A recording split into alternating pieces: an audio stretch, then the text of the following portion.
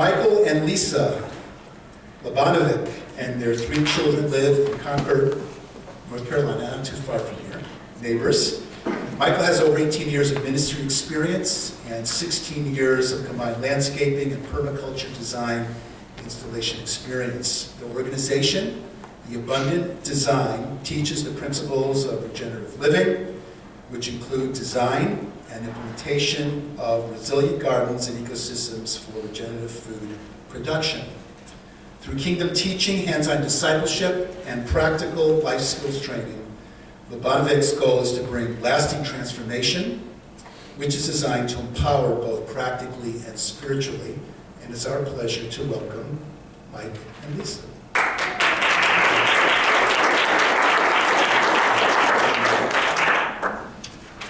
Well, I just first of all want to thank Pastor Roy again for opening the doors to the church for us tonight. Stuart and Sandra for inviting us, and all of you for coming out. I know it's a beautiful Sunday. You guys could be, outside in a park or doing whatever, but you chose to be here, and it means a lot to us that you come out and hear what God's put on our hearts and the calling that He's given us to impart to you guys. But as we step into this, I'd like Lisa to kind of come up. One of the things we like to work together. We're a husband and wife team, and one of the things that Lisa's going to get into is the why. As Brother Stewart had mentioned, we're going to be discussing some permaculture things tonight. And I don't know if you've ever heard that word or not, but we'll be getting into that some. But Lisa's going to express to us why we need this type of a strategy as the church and just as God's people in this hour. So, no further ado, my lovely wife, Lisa. I'm old school, papers, a little more modern. Well, oftentimes our trials, God turns them into something beautiful. Take beauty or ashes and turn it into beauty. So, just really, really briefly, I suffered with sickness from the time I was a very little child until I was about 30 years old. And I was in specialist after specialist after specialist, and everyone agreed that there was something very much wrong, but no one could find out what the problem was. And so I adapted some pretty strange diets trying to self-heal myself. I got so sick of being poked and prodded and put on different meds, and I'm like, I'm done. I can figure this out myself. So that didn't really work out so good.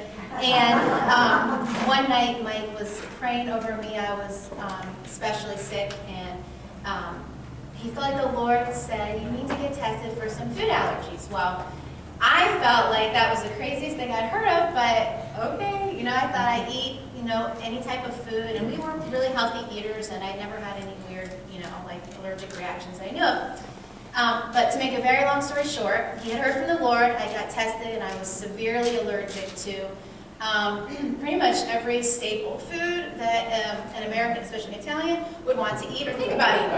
So, what was a trial, the Lord then turned into kind of a little bit of a calling. And I work with people who deal with modern illnesses, usually caused by our environment, our food, our level of stress. And I also work with people who have food allergies. So, what the enemy meant for harm, God is using for good. And I always tie God into it because I don't think that you can separate our bodies, our souls, our spirits, one, right? Okay, so I just wanted to kind of give a little bit of a preface for why this is passionate for me. I am not an expert gardener. So, just to put that out there, that is Mike. I love food, and I love preparing food, and Mike loves growing food, and so God knew what He was doing when He put us together. But I am getting better. I have a little cactus plant growing. Cactus plant? Okay, yeah. All right, just to be vulnerable. All right, so just a couple things. We were created with a nature. Everything that God created, He created with a certain nature. We were created in the nature of God. All right, a plant was created with a certain nature. It should be tended according to its nature. So if I take a sunflower plant and I decide that I don't want to put it in soil, I think that maybe it would go great in sugar, and I decide I don't want to water it with water, I want to use milk, what's going to happen? It's going to die very quickly. It's going to disease and die. And so in that same train of thought, we were created with a certain nature. And when we start treating ourselves or others or our environment in a different nature than what it was intended, we start seeing problems. And can we all agree, we're in a little bit of an issue right now, we have a little bit of a problem, okay? So from our food supply to social issues, family issues, we have treated things not the way that God designed. And God's pretty intelligent, which is why he gave us a manual, like do this and it will work. It's just so simple, right? All right, so Tolkien, we homeschool, so if I mention some classics, please just smile along. If you don't like any of those, just smile along. I didn't used to like Tolkien until I started reading some of his things, and it really provoked me to thought. But he wrote that living in the result, or living in opposition to what we've been created to do, or different than our nature, he said, it will have to be paid for. It isn't natural, and trouble will come of it, okay? So what does this have to do with our food? Well, in the past few generations, we've lost some basic things that every civilization before was just normal life. In the past few generations, we've lost the ability to really provide for ourselves. So if your great-grandparents, or your great-great-grandparents for sure, were to walk into your favorite grocery store today, they'd be like, where's the food? Okay? Because most of the inside of our grocery stores are, I'm not quite sure they're food, we eat them, but they might not be food to people living before us. Okay, and I need to go quickly, because I only have a short amount of time to share what I want to share. All right, so a few generations ago, they grew the majority, or at least some portion of our food, and that's just not the case today. You know, we've got things like globalization and modernization that kind of have pulled us away from our food supply. And so now we have 3% of our population growing the food for the rest, the 97%. Like, what big deal, you know? So I don't really want to grow my food. What difference does it make if some other guy's growing it for the rest of us? The problem with that is you have these things called factory farms, and they are massive, or some people call them industrial farms. And you have, they're monoculture, mono-farming, where they're growing, say they're growing one plant. The diversity is not there. Or they have just cattle, and they have thousands of heads of cattle. Now let me ask you, if you're a small farm, and you have diversity built into your system, and you have, let's just say, even a couple hundred cows, that's a lot of cows, but let's just say you have a couple hundred, which is a small farm. Are you able to tend to those cows a little bit better than if you have a couple thousand? Of course. So what problems are presented? Well, now you have to just treat everything in a form that's not according to its nature. So right off the bat, every animal gets antibiotics.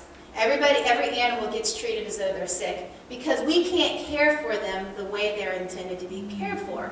Okay, so who suffers? We do. And the animals and our environment, and it goes on and on, because what did Tolkien say? It will have to be paid for. It isn't natural, and only trouble can come of it. Okay, so let me just skip through this. All right, so when 3% of the population is growing the food, you have this lovely industry that starts booming. Biochemical companies like Monsanto, DuPont, Bayer, who hold patents on the only companies, actually the only entity that can hold a patent for something that's living, and it's our seed. It's the foundation of what sustains human race and animals, okay? And I'm going to read some quotes on why this is a problem, and it's going to be like probably a total downer. And I am so sorry. But there's a man, and he's going to come, and he's going to redeem it and bring hope, all right? But this is the whys. And if I was the only one speaking, I would get into the whys and the wonderful ways that we can combat it, but I'm just going to give you the dirty, down, ugly why. Okay. So for one thing, we have 3% of, okay, because 3% is growing the food. We've got the biochemical companies that are really monopolizing our seed supply. Food is by nature being lower nutritionally, and here's why. When you are wanting to, you go to the grocery store and you're wanting an avocado, okay? there's not too many avocado trees that you'll see like outside. So it's being flown in from another part of the world or another part of the country. And the problem with that is that it's got a little bit of a journey to get here. So it has to be picked when it's not ripe. And what happens is when a plant is ripened on the vine or on the tree or on the plant, that's when it becomes ripe is when the nutrients enter into the plant. If it's picked before then, guess what? You're eating the plant, you're eating the fruit, but you're not getting all the nutrients. And sometimes it's severe. It's almost shocking how many nutrients we are missing. So organic is best, organic is good, local is the best. Organic and local and in your backyard, that's like the way to go. Mike actually has a device that measures the nutritional density, and it's amazing. The organic food that we were buying, and I'm like, man, I'm paying twice for this. And it's like only a couple points higher than the conventional grown food. It doesn't have the poisons and toxins, pesticides, but the nutritional value is just not there. We have to grow this, or we get to grow it, right? Because that's the solution. Okay, I'm taking up. I'm probably like past my time. All right, I'm just going to read something. In the past century, world agriculture has lost, and this is world agriculture, this isn't just in the United States, this is worldwide. We've lost 75% of our genetic diversity to globalization, standardization, and monoculture, which is just when you're farming one type of thing, like corn, like when you're driving down the road and you're like, oh, it's beautiful, like farm, it's all corn. It's probably all GMO corn, but it's all corn. All right, so that's monoculture farming. We've lost 95% of the tomato varieties that existed in 1909. That is bad news, okay? 91% of corn varieties are gone. 95% of cabbage varieties that your great-great-grandparents would have enjoyed and would have known are gone. Okay, so these are gone, they're gone. Now, the hope is that some of these things can be retained. We can gain some of this back, correct? I'm sure about that, yeah, that's out of my league. But, and so, although this may not seem on the surface to be a big deal, in reality, it can mean the difference between full bellies and famine. Genetic diversity in the plants that we grow is more than just the number of tomatoes listed in your favorite seed catalog, okay? Diversity ensures that there are sufficient genetically diverse and well-adapted varieties of any given plant to respond to any given situation, okay? I am almost through. When a crisis arises, and we have seen, like the drought of 2006, 2007 here, it was a bad drought. Okay, so we've seen when a crisis arises, all right, so maybe a new fungal disease or a drought, diverse genetics ensure that some varieties will naturally have the strength to be passed on, okay, to the next generation. Without that diversity, with a significantly narrower gene pool to draw upon, crops and plants become susceptible to complete annihilation with these new threats when they arise. Such a disaster is not unprecedented. So God is just so incredible that He did not just create one variety. He created multiple and diverse. We've thought we only need one, okay? And I just want to read a couple things, and I'm sorry if I'm a little bit choppy. There's so much I want to share, so we'll have to bring you back. Oh, we'll have to have another forum. But, okay, who here is familiar with GMOs? Because this is one thing I really felt in my heart. Wow, that's awesome. I spoke at an event in Pittsburgh near home, and like nobody, 2 people raised their hand, and I was like, oh no, forget everything. All right, so I'm just going to go into, I'm not going to go into depth. I'm just going to read a couple reasons if you need convinced why you should not buy things that are genetically modified. And I do want to add, these things are changing. Like we're seeing them change. Consumers are really making a difference in saying, if it doesn't say that it's not, if it's not verified non-GMO, I'm not buying it. And looking at your ingredients, seeing if sugar is listed, that it's organic and that it's cane sugar, otherwise it's probably not. It's probably beet sugar, which is almost all genetically modified. Okay, so GMOs are unhealthy. There's doctors that are agreeing, like they're prescribing non-GMO diets because they're seeing what a significant response our systems are having for the positive when we're off and the negative when we're eating GMOs. They contaminate forever. Okay, there's some varieties of food right now that scientists are saying we may never get those genes back because they're cross-pollinating. There, I just read an article that was talking about canola. They found canola in northern North Dakota, and it was cross-pollinated with weeds. And so they're like, oh my goodness, now we've got weeds that have the genetic makeup of these GMOs. So it's one of those things where it's like, oh, it probably wasn't thought through. But God is bigger, and God is a God of redemption. All right, so there's dangerous side effects. A lot of the health problems that I deal with, I believe, are a result of GMOs and probably a heavy pasta diet. But let's see, I'm going to skip through that. It's harmful to the environment. You know, we've got so much Roundup right now in our water table, right. So much Roundup in our soil, so much Roundup on our food. Roundup doesn't wash off your food, okay? It's not, you know, you can spray it with the neat little vegetable washes. Roundup doesn't wash off your food. And because a lot of the genetically modified foods, the pesticides are actually genetically engineered inside the plant, like corn, there's nothing washing off because it's actually the plant. And there's a debate right now whether corn will have to start having a biohazard label because it contains a higher amount of toxins than the actual toxin that it was genetically pulled from. So, all right. For anyone who has heard that GMOs increase yield, it's an end of world hunger, it's just not the case. We've got friends overseas that are seeing tragic things with farmers. They're taking their lives because they put everything they have into these seeds that are not producing. They're yielding less, and they're having to use more for fertilizer, and they're killing their soil.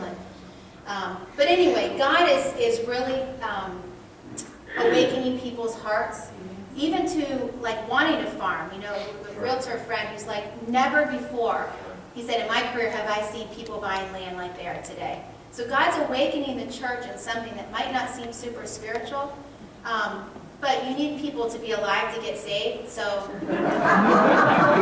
kind of think it's important that we're helping. But anyway, Mike, come on up. I hope I wasn't too choppy. That's the whys, and here's the solution.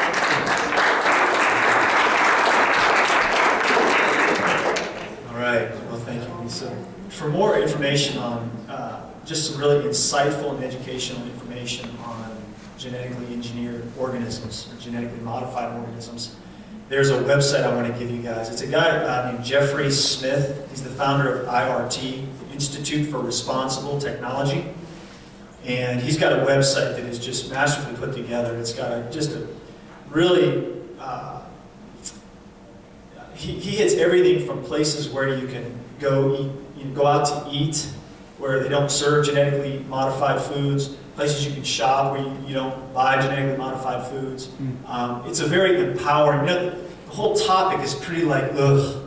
It's just like, you know, are we ever going to recover from this? Are we ever, you know, we've all been, our guts have all been affected by these foods. And, you know, it's almost like doom or gloom, you know. But his website is very empowering. And he really brings the statistics to light that show that a lot of consumers are waking up and we're making a difference. So I would encourage you to go to this website, www.responsibletechnology.org. I'll say it again, www.responsibletechnology.org. And again, there's some really empowering and educational information on that website and some good resources. So, you know, Lisa's really done a brilliant job of just expressing some of the food security vulnerability issues that not only our nation but the world is in right now. And I just can't help but to believe that, you know, the thing that's happening, these 3%, you know, a lot of the folks who are involved in that chain of the 3% who are producing the food, they're not evil people. In fact, I've got a good friend I graduated from Bible school from who's a GMO farmer. It's just what they've been taught. Right. And there's, you know, there's another side to this story where, you know, I think that the original intention of trying to genetically modify things, you know, may not have come out of an evil motive. You know, they're trying to do things that are going to combat weeds and combat some of the, you know, pests and stuff like that. But like Lisa said, when you don't deal with something according to its nature, only trouble will come of it. And so even if they're not all evil people, and even if their motive might have been to, maybe develop something that could help develop food production, ultimately it has gone awry. And I just, when you see these big chemical corporations who are producing the seed, and then, they also produce the chemical inputs, the Roundup Ready corn. It basically it's a genetically engineered corn seed that can sustain being sprayed with Roundup. Okay, so everything around it dies, but it lives. All right. So the reality is, this stuff is if we don't do something to change the way these things are going, it's going to be a catastrophe. But this is why I believe God's kind of put these burdens on us to share these things with the church, because someone's got to be ready and someone's got to have a solution, right? To me, you have these huge chemical companies that are making billions of dollars off this, because if you buy their seed, you have to buy their chemical inputs, and then the other thing is their seed is not heirloom. In other words, you can't take a seed crop from it. You have to buy the seed every year. And then you have to buy the chemical inputs, the fertilizers and the pesticides and the herbicides to sustain it. Okay, so it's all this human input, all this money input, and none of it it's all toxic. It's toxic to the animals we feed it to, it's toxic to the people we feed it to, and it's toxic to the ecological to the environment that we're planting these things in. Okay? And so what is it that drives this industry? I'll tell you what it is. It's greed. It's a moral failure. But beyond that, it's a spiritual failure. Because the powers of the air that are described in Ephesians 6 know that if they can control food and water supply, they can control nations. A friend of mine who's doing work in the Middle East has been talking to me over these issues because he wants me to go there to help some of these areas in Iraq that have been affected by ISIS. Because what ISIS did when they went into these areas in Iraq was one of the main things they did. They went for the grain silos. They went for the farmers. Because they knew if they could control food supply, they could control the people. Okay, there's a passage in Acts chapter 12 that I saw one day, and it just it leapt off the page and it just struck me. I'm like, wow, this is a spiritual battle. As much as it's a practical thing, as much as it's a moral failure, ultimately, this is a spiritual battle.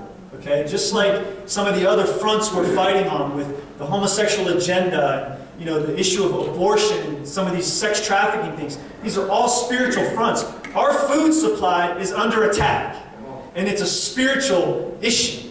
Okay, look at this. In Acts chapter 12, 19 and 20, this is the end of verse 19. It says, "Then Herod went from Judea to Caesarea and stayed there a while." Okay, he had been quarreling with the people of Tyre and Sidon. Okay, they were not in relational harmony.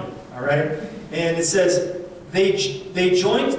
It says he was quarreling with these people. They now joined together, these two regions, Tyre and Sidon, joined together, and they sought an audience with Herod. Wow. Okay.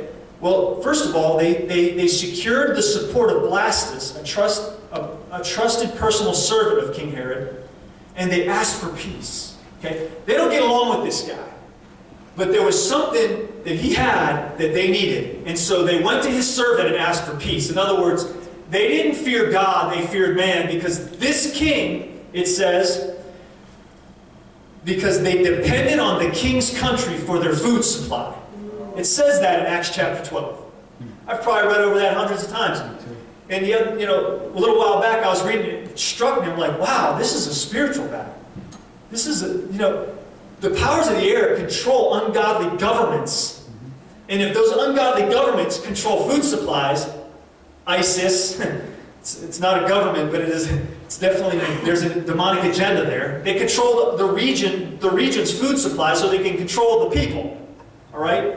And so I just want to, impart to you guys, this is a moral failure because it's a greed-driven utilitarian industry. And then ultimately, it's a spiritual issue. The powers of the air know that if they can control food, they can control people. And so what is the solution? Because if the church doesn't have a solution, and this starts happening in our nation, where, people start controlling our food supply, which actually it is happening through genetically engineered foods. And then when you look at that website that I told you about, you'll understand it's a more subtle approach than ISIS, but I'm telling you, food supply is being controlled. But so what is the solution? Well, first of all, on a spiritual level, we as the people of God need to walk righteous and upright before our God. We need to honor Him, we need to fear Him, and we need to seek Him. And I know I'm preaching to the choir here, but that is the reality. We need to be a people who walk humbly before our God and who seek His face.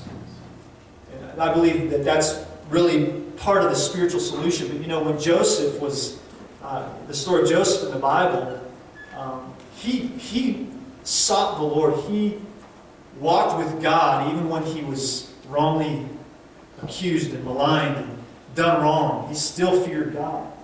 And God gave the man a dream. And you know what? God gave the man wisdom. It was practical wisdom to provide food supply that would preserve the nation of Israel. Right? I believe that God wants people in the church to be equipped with wisdom so that we can, I'm not necessarily a doom and gloomer, but I'll tell you this, I read my Bible. And I don't have my head in the sand of what's going on in the nations of the world, where our brothers and sisters, in the Middle East and throughout the world are being persecuted just because they say they are believers in Jesus. And so we have to, wake up to the fact that the things that are written in our Bible are coming to pass. And there's going to come a day when believers aren't going to be able to do commerce with the world according to our scriptures. Right. So what are we going to do? That's right. What are we going to do? We have to be equipped for these things. So what is a practical solution? Well, one of the things that I discovered about 4.5 years ago was this design principle philosophy of growing food called permaculture. Okay, it was the term permaculture was coined by a man named Bill Mollison, who was a wildlife biologist, and he was traveling the world giving consultation over these ecosystems that were degrading and falling apart because of modernization and industrialization and a lot of the stuff that the human race has done to wreck the creation that God's given us.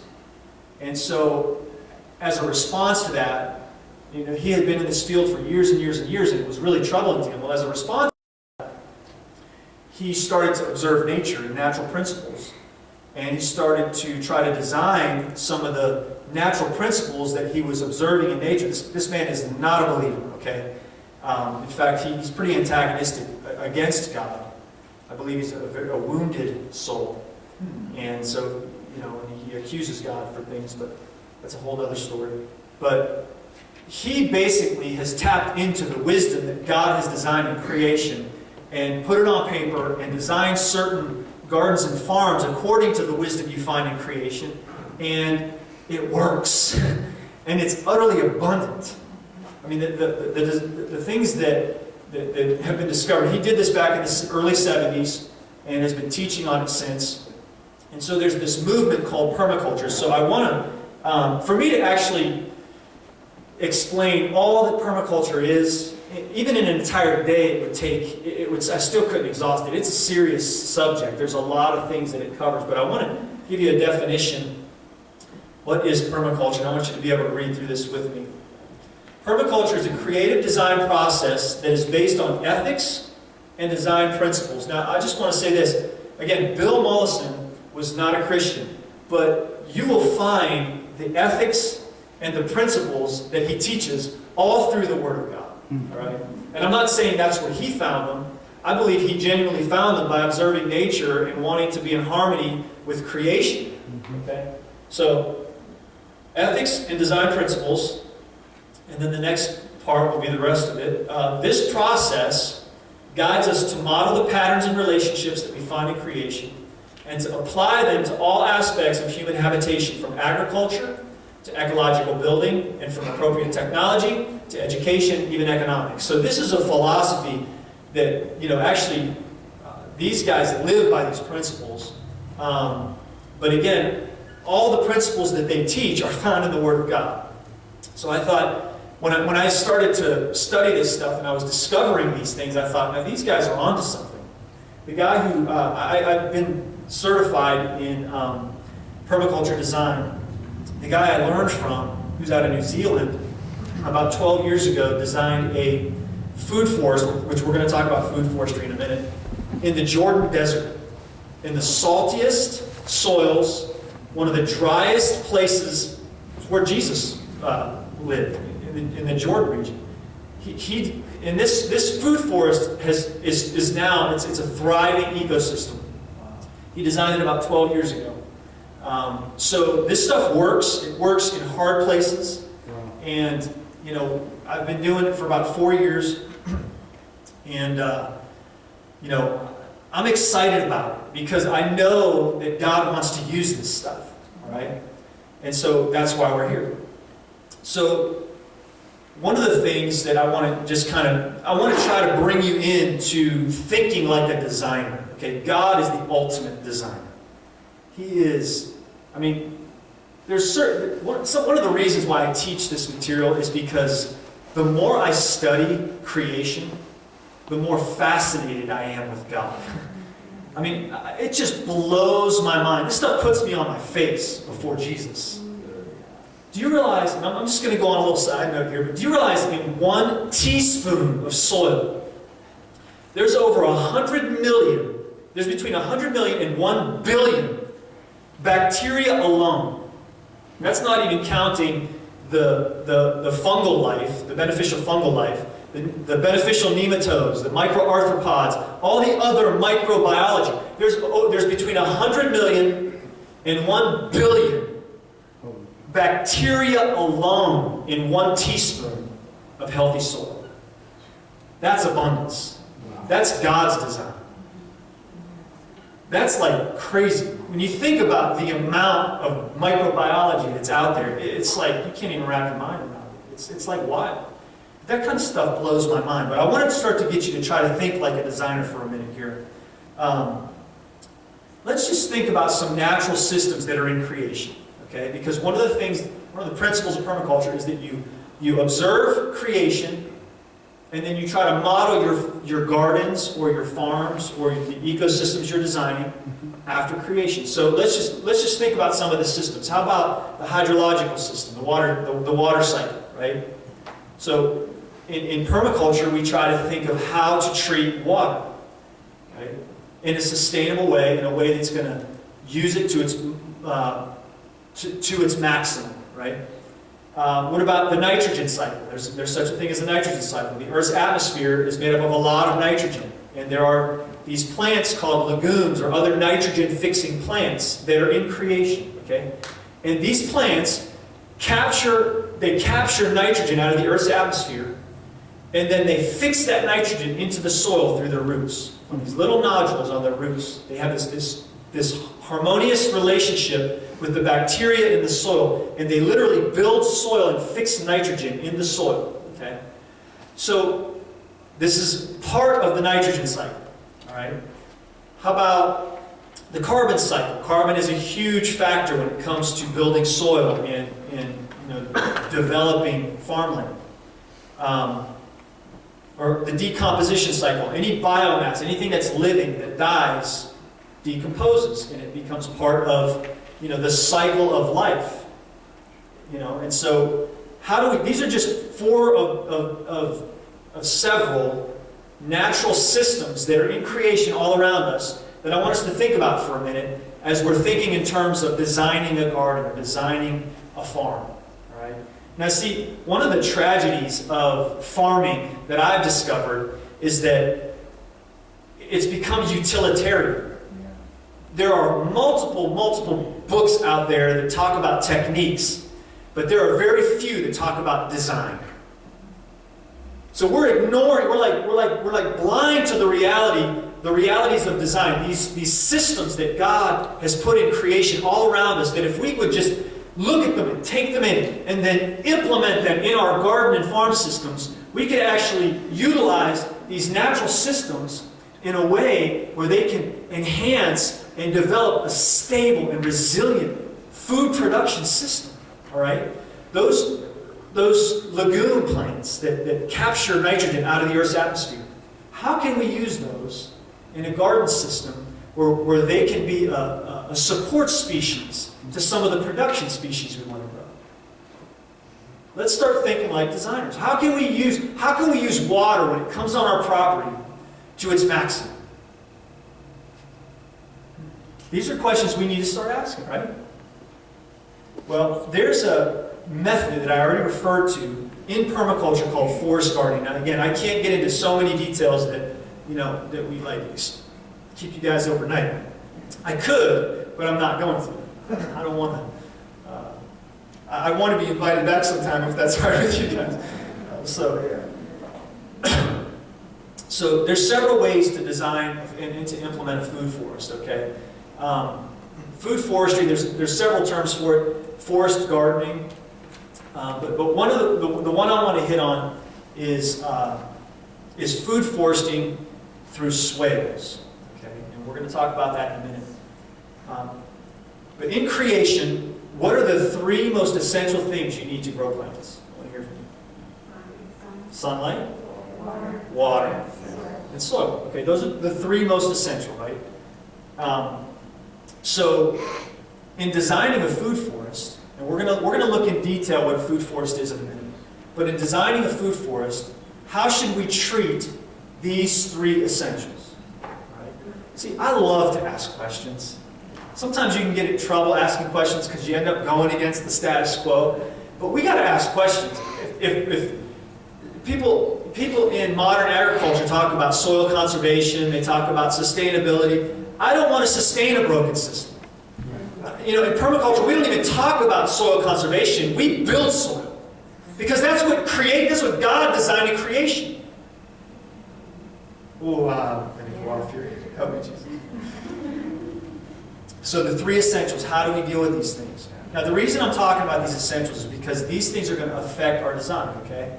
Whenever you're dealing with a design, whether it's a garden system, a farm, or even on a really large scale, which there are large-scale permaculture works out there. They're relatively new, but they're out there, and they're very abundant.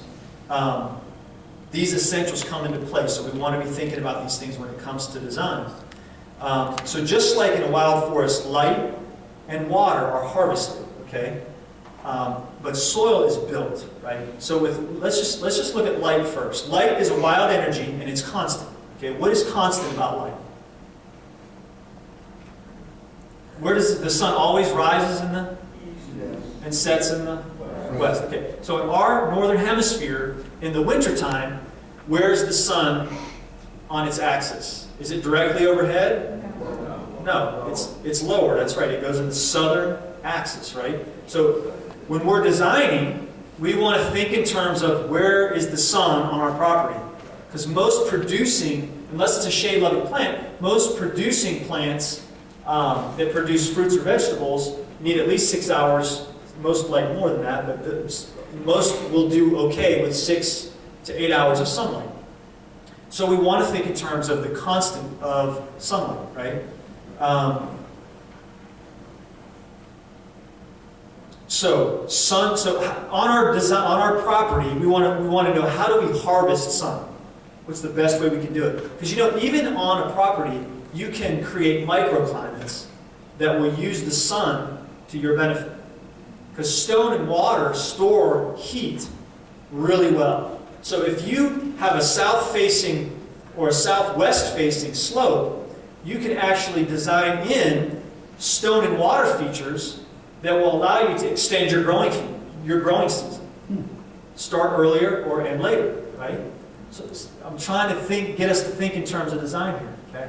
So we want to know what the sun's doing and where it's at in terms of our property. Here's the other thing. If you have a home and your home, on the north side of your home, you try to plant a fruit or a vegetable-bearing plant, is it going to work? No, because the northern, because the sun is always on somewhat in this climate, in this growing zone, the sun is always on even a little bit of a southern slope, even in full summer. Even though it's higher in the sky, it's still not directly above, because directly above is on the equator. So you still have that southern slope. So that plant might get a little bit of an eastern early morning sunlight, but it's not going to get the midday sun and the sun that it's really going to need to produce. So we got to think about how to harvest the sun's energy to produce. Okay, so water. This is the other one you guys mentioned. Water is a wild energy, and it has characteristics that are constant also. What would be a constant characteristic of water? When water hits a property, what happens? It does absorb if the soil is healthy, but it always goes downhill. There is a sponge or a capillary effect, but when water goes uphill, it's only like if the soil is, or the humus is really, really like spongy, it will take it up just a little bit. But water always flows at right angle to contour or downhill, always. So we have to keep that in mind when we're designing, right? Because, and we're going to talk about how to do that in a minute, because in most agricultural settings, because design is not brought into the equation, they expose all the soils, which is one of the most precious resources that any nation can have. They expose the soils through tillage to water, through rain, heavy rains, and so all their soils are just running off the property because they don't design in ways of holding that energy and spreading it and sinking it and using it to its maximum benefit, right? But there are ways to do that, and we're going to talk about one of them in a minute. The other constant about water is it carries nutrients. Water doesn't just run off your property by itself. It actually, it will take some of the nutrients, that's why you see, several days ago I was doing a workshop in China Grove, and I went over this lake in Kannapolis, and I drive over this lake, and it's just chocolate milk. The thing is just chocolate milk, and I'm just like, oh, like that hits home for me. Because I'm thinking all these agricultural fields around here, that's a resource, man. And so that water just stripped them of part of the resource. And it's sad because, they're trying to conserve a resource when if you design it right, you can build it. If you model what God's created or designed in nature. So let's look at soil for a minute. Soil is built in nature. How? Soil is built by the breakdown of organic matter. So like, especially in deciduous forests, which are like in our climate, in our culture, or I mean not our culture, but growing zone, when leaves fall to the ground, it's leaf litter, and the forest is grown on old forest. Okay? So, and those soils are very, very rich. Forest soils are very, very rich. So the breakdown of organic matter, and which would include manures, leaf litter, mulches, things like that, right? That's one way that soil is built in creation. Another way it's built is through nitrogen fixation, which I talked about, through legume plants and things like that. Soil is also built in the bottom of rivers, lakes, estuaries, and some of these bodies of water. So how do we take what's going on in creation all around us and design features into our gardens that will help us to build soil? I talked about one of them a minute ago. Can we take legume plants, incorporate them in a polyculture or a diverse planting? Because you have monoculture, which Lisa talked about, where you take a cash crop and you just plant a field in one crop. That is not an ecosystem. Because there's no diversity. An ecosystem has diverse plant species and wildlife. Because the way God created things in nature is that they work harmoniously to serve one another. Okay? So we have to think like this in our garden designs, right? So one of the ways that we can build soil is by incorporating legumes and nitrogen fixers. We can incorporate, how about this one? There are actually support species you can put into a garden that attract beneficial insects. Now your beneficial insects would be your pollinators, like your butterflies and your bees. Those are beneficial. And also some of the predator varieties of insects which prey on the pests. Okay, this is how it works in creation. So why don't we model that in our gardens? So there are species of plants that you can incorporate into your gardens that will attract beneficial insects that will help to pollinate and help to deal with some of the pest cycles that go on in your gardens. Here's another one. There are some plant species that their very aroma repels insects. Things like garlic, onion. You know, there are many insects that can't stand the smell of those things. You know, I know quite a few people plant, you know, different. There's some people that there are people that are aware of some of these things and incorporate some of these principles into their gardens. But there's a lot more out there than many of us are aware of. And as I've been studying this stuff, I've been planting plants. I have this fascination with plants. I've been planting for like 16 years and studying this stuff for a while. And it's like I just feel like so ignorant when it comes to. The more I learn, I'm like, golly, there's just no way to exhaust this thing, you know. So let's see. Is there a way we can maximize these essentials in an ecological design or in our gardens, whether on a large or small scale? Yes, there is. One way is through food foresting on swales. Okay, a swale is basically it's a ditch on contour. We're going to see some pictures in a minute so you guys can grasp what I'm saying. It's basically in a landscape. I've done this on urban, suburban, and rural areas. We've done it all over the place, and it's fascinating how this stuff works. But a swale is basically, it's a ditch that's on contour. In other words, it's level across a landscape. And one thing you're going to find out is that really in nature, the only place that ground is flat is if you had an excavator come in and like was really, really like to a T with his excavating, instruments, with his laser level and stuff, and they like got that sucker level. Because in nature, in creation, the only flat line that you find is on still water. Everything else has some type of pattern, some type of natural pattern, right?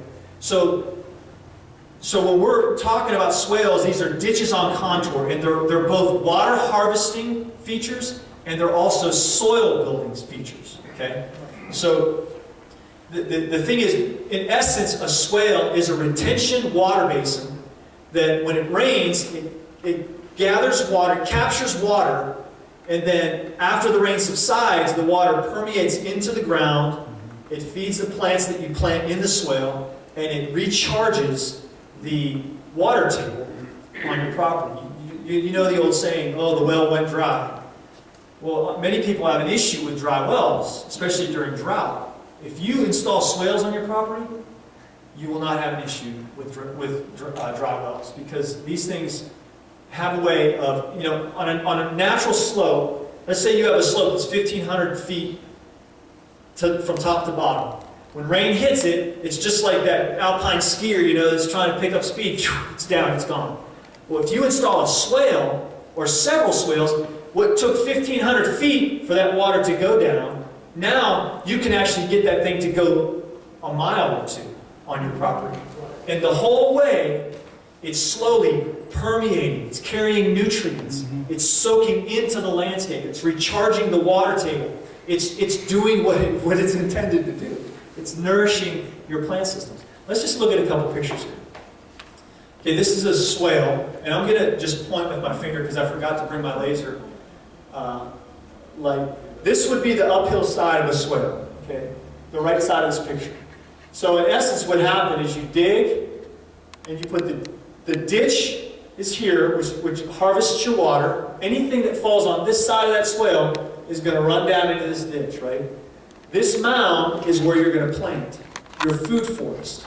All right? We're going to talk about food forest in a minute. I'm trying to speed along through this, but I want to really make sure you guys come away with something that you can use. So this would be considered the mound. This is the ditch. The whole thing is a swale. It's a water harvesting feature. It's also a soil building feature. Okay? And the reason it's a soil building feature is because of what you plant in it. We always design in nitrogen-fixing plants into our swales. And we also design in a lot of biodiversity, plants that grow real fast, that have real fat leaves. So what you do is you chop those leaves and you drop them. You create living mulch. So that when you chop and drop, you're creating organic matter that's feeding the biology that God put in that swale. So now you're building soil from the top. So when you put your nitrogen fixers in, you're fixing nitrogen and building soil underneath the soil. And when you put your cover crops, which would be diverse, I would highly recommend diversity, because diversity brings stability and resilience. And you always want to have diversity. But you cover crop it, and then you chop and drop it from the top. You're building soil from the top and within. Okay? So, let's look on the next one. Okay, this is a kind of a picture of what happens. Your water hits up top, it hits the swale, and it stops. Alright? You're stopping it. Then what happens? You're spreading it along the landscape, and then you're storing it underground. Alright? So this water just continues to permeate through your landscape underground. Alright? So all the diversity of food that you're planting in the mound is now reaping the benefits. Now let me tell you this. If you run chickens or cows or sheep to graze this part, guess what they're doing up there? They're manuring and they're urinating. And guess what that is? It's free fertilizer. You know what that's called when it rains? Fertigation. That's what it's called. And so what happens is you have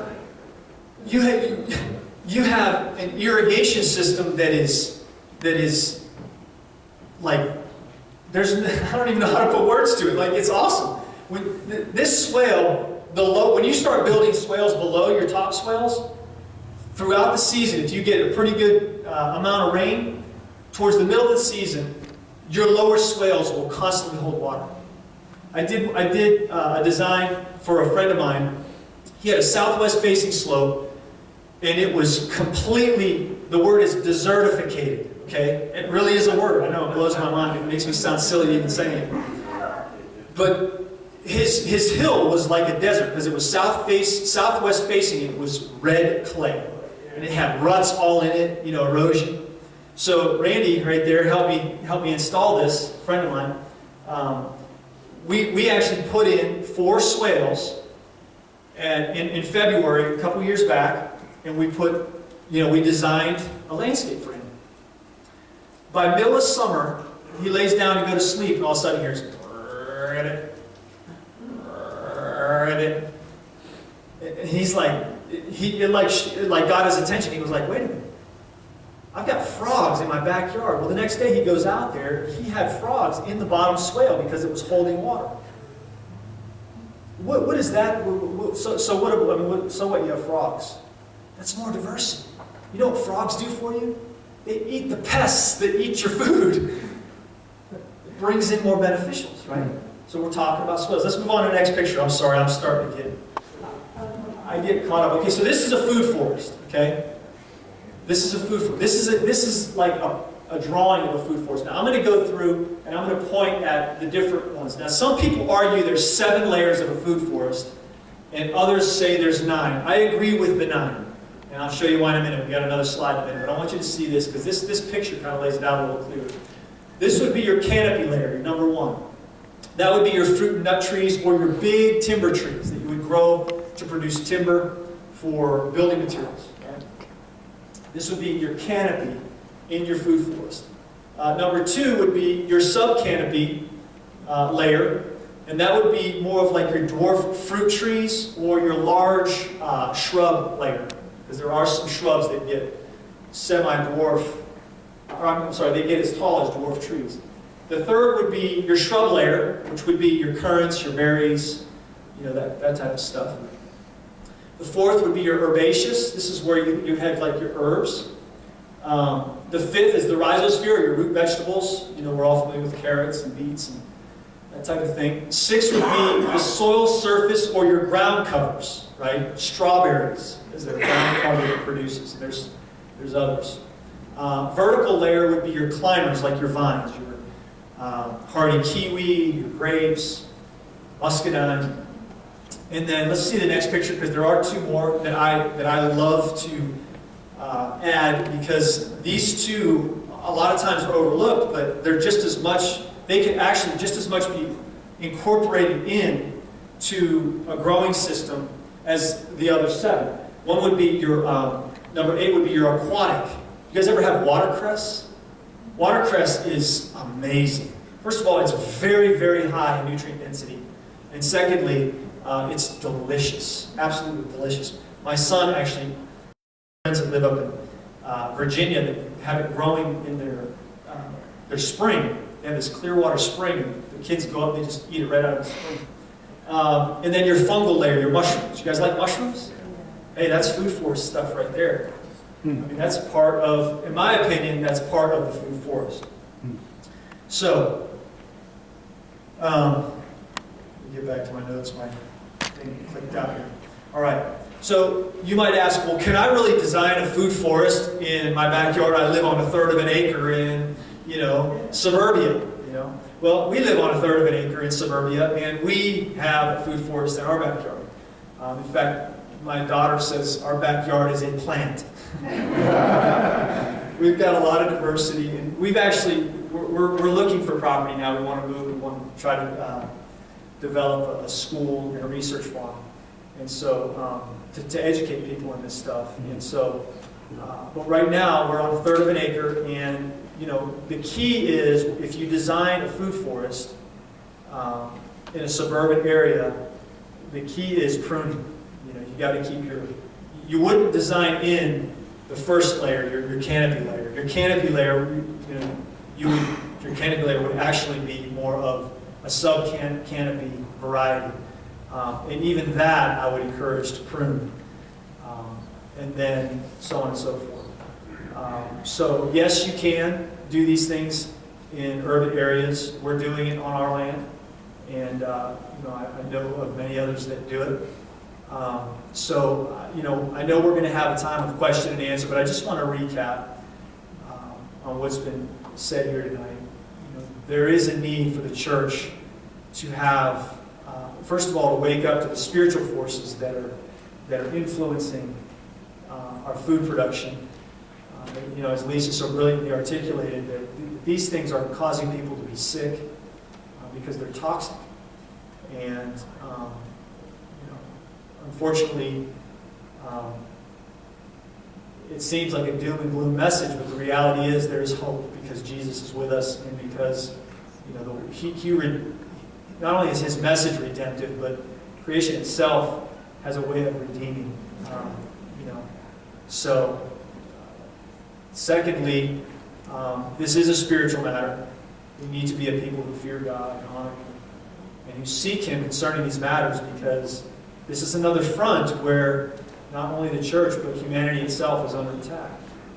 And then, thirdly, there are practical solutions. Permaculture was not, the term was not coined by a Christian. It was coined by a man named Bill Mollison. But, these systems are very ancient. They go way back before he coined the term. The principles have been being used for many years. And I've even found in many places in the Bible where these principles are actually utilized. And then, fourthly, can you do it in your backyard? Yes.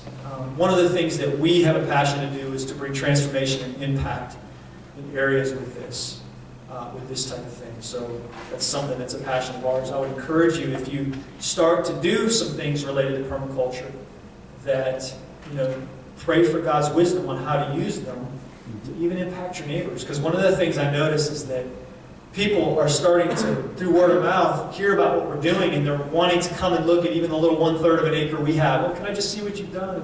It's like when you do things God's way, it's abundant and it's attractive. So, So anyway, Brother Stewart, I hope I didn't exhaust the time. I know I got a little long-winded there, but I wanted to try to leave you guys with something that you can sink your teeth into that's a practical technique as well as the definition of permaculture.